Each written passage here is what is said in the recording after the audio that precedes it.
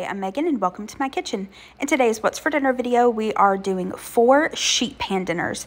These recipes were all really easy to put together and super delicious, so I highly recommend you give them a try. If you are looking for some weeknight meal inspiration, just keep watching. First up, I made 15-minute sheet pan beef and broccoli. Now this recipe and all of the recipes from today's video will be linked down in the description box below.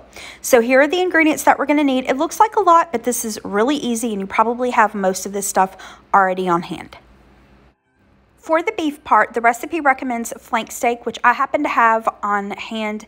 I got this on markdown at Food Lion. It was in my freezer, so I just let it thaw.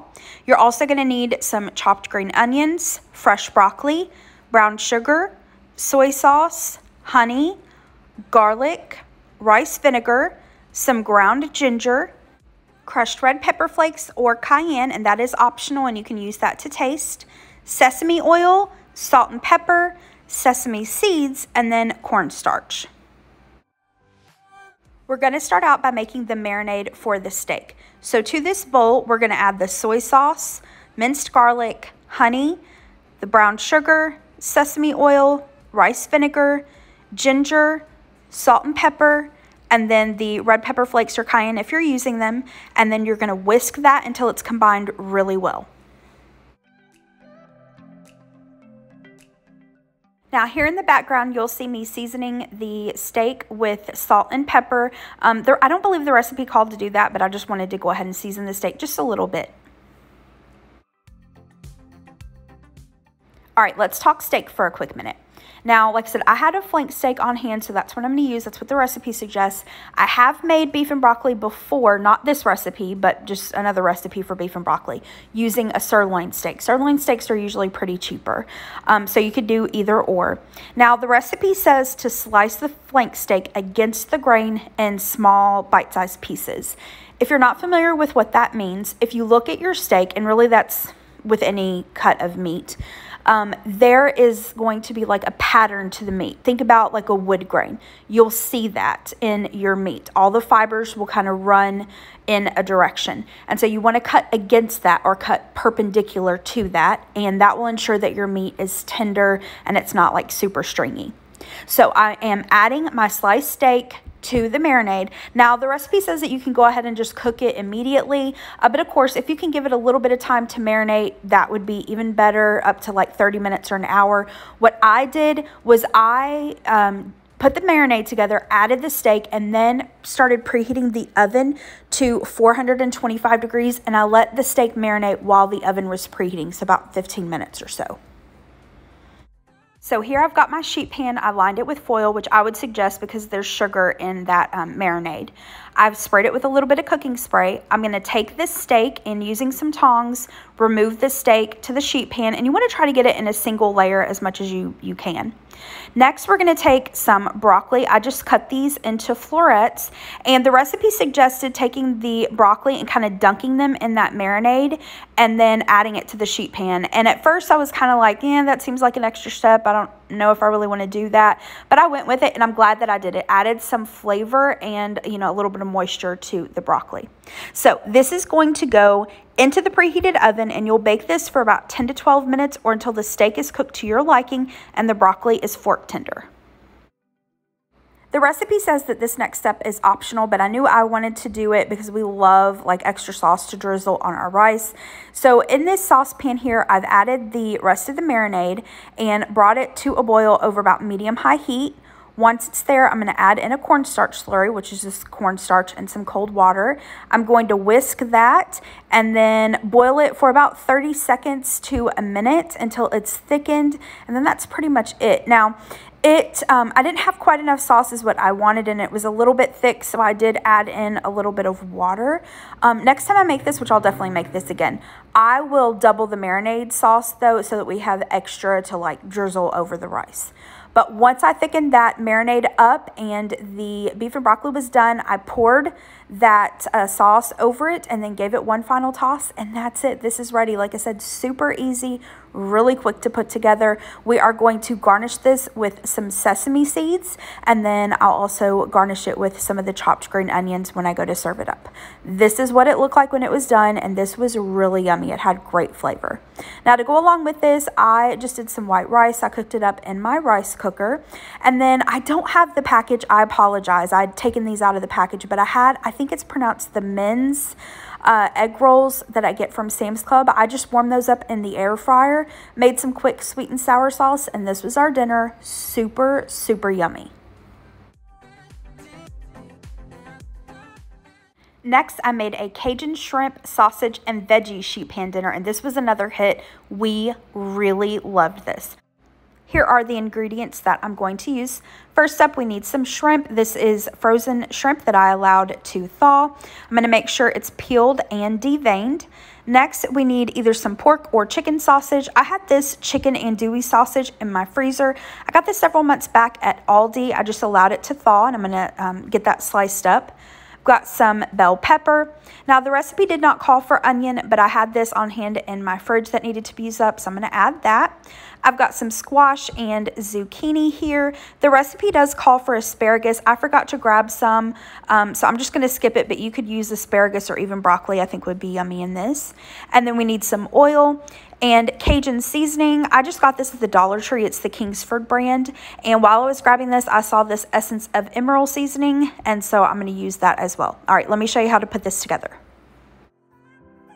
I've got the oven preheating to 400 degrees. I'm going to take the chicken andouille sausage, get that sliced up, and then get my shrimp, deveined and peeled and all that fun stuff. And then once that's done, I'm going to add the shrimp and the sausage to a large bowl. Next, I'm going to add in that onion, and I just chopped it up. Next, I'm going to add the red bell pepper, and really you could use whatever color you prefer. I don't love green bell peppers, so I try to use red or orange or yellow if I can, but just use whatever you prefer, what you've got on hand. I'm then going to add my zucchini and squash. I just slice these and then cut each slice into halves, so like a moon shape. I'm going to add some oil and then season to taste. I didn't measure the seasonings. The recipe provides measurements, but I just say season it to your taste. So I'm adding the Cajun seasoning and the essence. I'm going to give it a really good stir so that all of my veggies and the shrimp and sausage are coated with the oil and seasonings. Once that's done, I'm going to take a cookie sheet. I sprayed this with some cooking spray just to double check, make sure that it didn't stick. I'm going to add my veggies and meat, and then this is going to go into the preheated oven, and you're going to bake this for about 15 to 20 minutes or until the shrimp is pink and the vegetables are tender. I had some leftover cornbread that I wanted to use up, so I thought it would be good to go along with this. I'd made this a couple days before. It was the Plain Chicken's doctored up Jiffy cornbread. It was my first time making it, and I'd make it again. It was yummy. I'll link the recipe down in the description box below for you. Now, last but not least, I put together a really quick Cajun cream sauce, and I didn't film me making this. I apologize, but literally last minute as I was serving everything up, I decided to put this together because my husband loves condiments. I've mentioned that before. He's a big condiment guy, and so I knew he would like something to dip his veggies and shrimp in. And so all this is mayonnaise, Cajun seasoning, smoked paprika, garlic powder, hot sauce. The recipe called for tomato sauce, but I just used a little bit of ketchup. I'll have that recipe again linked down below. And here are the plates. So we've got the chicken and sausage and veggies along with that little dip I made, and then the cornbread that I warmed up, and this dinner was delicious. The chicken and sausage and veggies had so much flavor. It was so good, and it took maybe 30 minutes to put the whole thing together. I just did all the prep, slicing the chicken sausages and getting the shrimp ready and prepping all the vegetables while the oven preheated, and then it took 10 or 12 minutes to bake. So super quick and easy weeknight meal.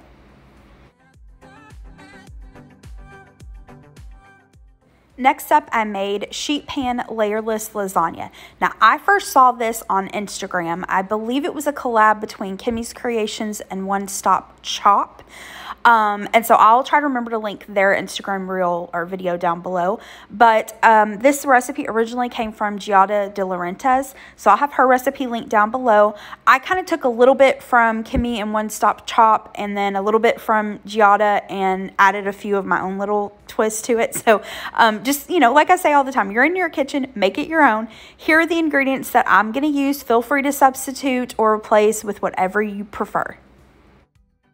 I wanted to add some extra veggies to this, so I've got some fresh spinach, mushrooms, onion, and some mini peppers.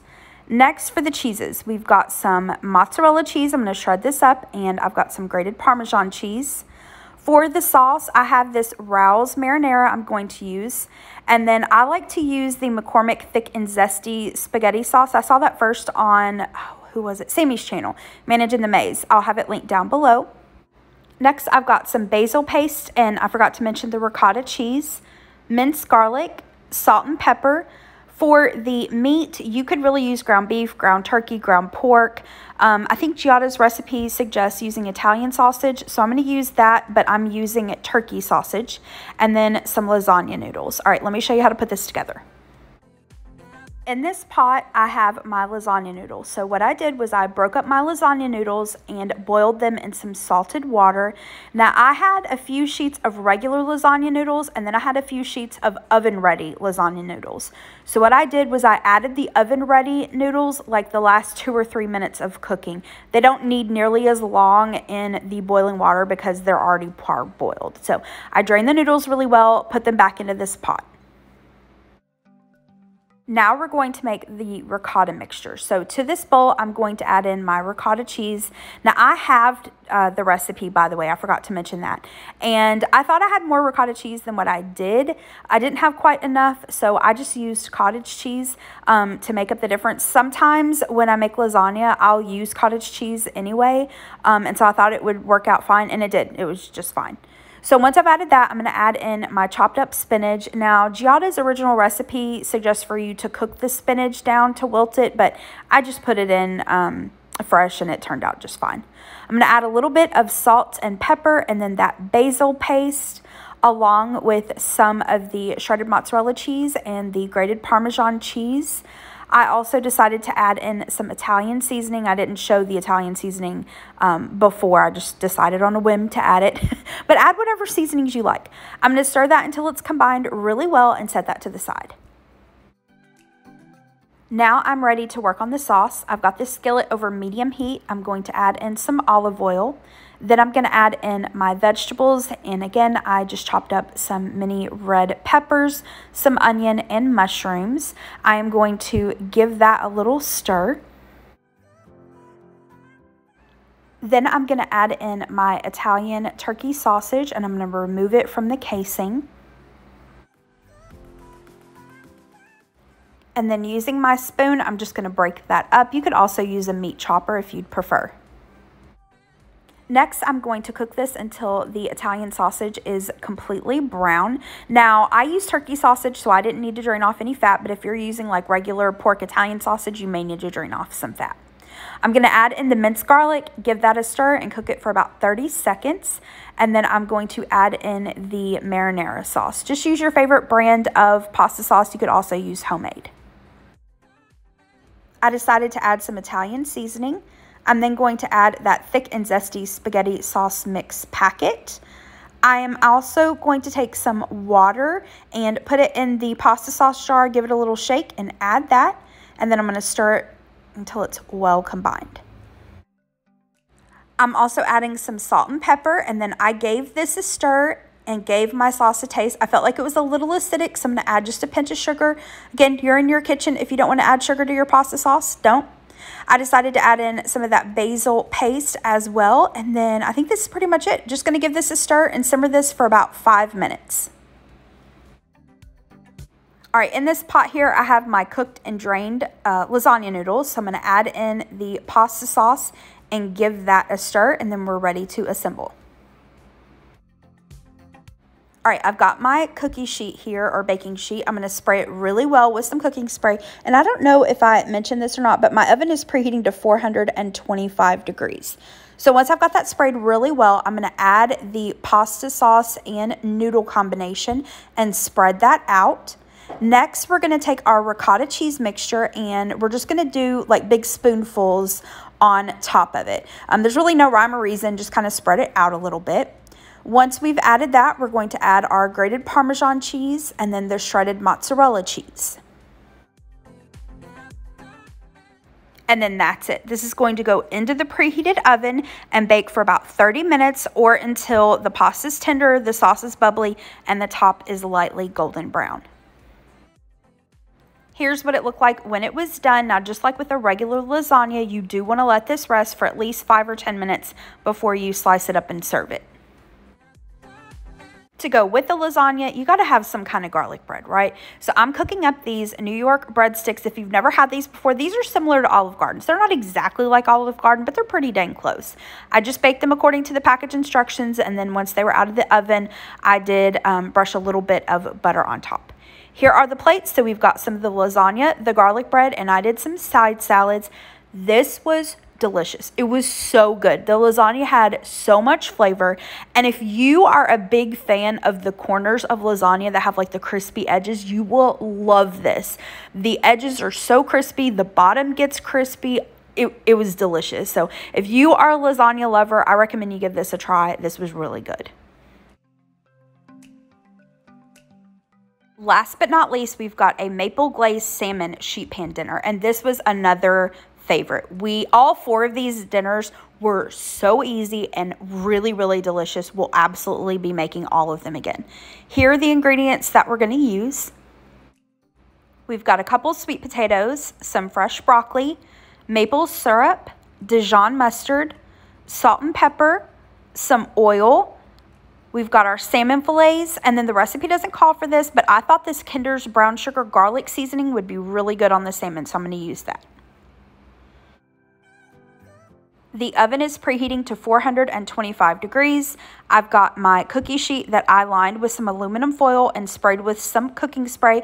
I would suggest doing the foil and cooking spray, you know, 1, so that the fish doesn't stick, but 2, the maple syrup, you know, can brown and get sticky and even burn on this. So to that, I'm going to add the sweet potatoes. I just washed them really well and cut them into cubes. You can peel them or not peel them, whatever you prefer. And then I took the broccoli, washed it as well, and cut it into florets. I drizzled the veggies with some of the olive oil. I'm going to season it to taste with the salt and pepper and then give this a good toss. I'm just using my clean hands. You can use tongs if you prefer. I'm going to spread the veggies out into a single layer, and this is going to go into the preheated oven and roast for about 10 to 15 minutes or until the potatoes are about fork tender. While the veggies are roasting, we're going to make the glaze for the salmon. So in this bowl, I am going to add the maple syrup, the Dijon mustard, the salt and pepper, and then whisk it together really well. And I did give it a taste, and you can adjust the salt and pepper and even the mustard and syrup according to your taste. Once that's well mixed, I'm going to set that to the side. Here's what the veggies look like after about 15 minutes. I'm going to take my spatula and give them a little bit of a stir and then push them to the outside of the baking sheet, leaving room in the middle for the salmon. So I took the salmon and cut it into fillets, and then I'm going to season both sides of the salmon with some salt and pepper, and then, like I said, that Kinder's brown sugar garlic seasoning, and just season to your taste. And you can use whatever seasonings you like. You can even just keep it simple and just use the salt and pepper and nothing else.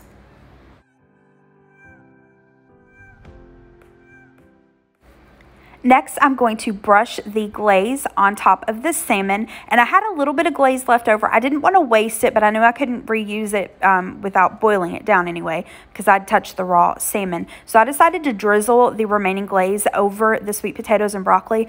Highly recommend. The broccoli and sweet potatoes with that glaze were, honestly, they were our favorite part of this meal. The salmon was good, but the vegetables with that glaze was just it was delicious. So I placed this into the preheated oven and baked it for about 7 to 10 minutes. How long you bake it really depends on how thick your salmon is and how done you like it. We like ours a little more on the medium rare side. And I did broil it for about a minute or two just to kind of get the vegetables and the salmon a little bit brown. And here are the plates. So we've got some of the salmon and the veggies. And like I said, this was delicious. We really enjoyed this. Would definitely make this again. It was really simple, but sometimes simple things are best. All right, that is it. Thank you so much for watching. I hope you liked this video. I hope it gave you some dinner inspiration. If it did, hit the thumbs up button below and subscribe to my channel. And if you do give any of these recipes a try, please let me know what you think of it. Thanks again so much for watching. Have a great rest of the day. Bye-bye.